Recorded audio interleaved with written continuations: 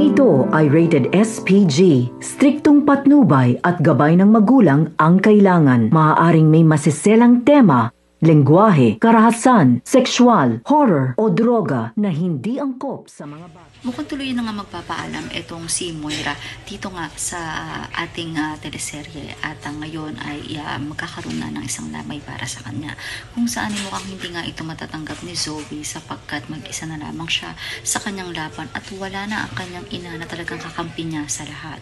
At pagdating nga dito sa lamay ay makikiramay nga itong sina Annalyn at ang ibang kanilang pamilya, ngunit ikakagalit nga ito ni Zoe at kukuhanin niya ang kutsilyo at mistulang susugurin nga si Annalyn sapagkat panigurado ito lamang ang kanyang sisisihin sa mga nangyari sa kanyang ina at syempre magagalit na naman siya kay Annalyn. So after na kanyang concern dito ngayon ay talagang sasagad na ang galit nito ni Zoe kay Annalyn dahil ito lamang para sa kanya may kasalanan kung bakit nga ito nangyari sa kanyang ina.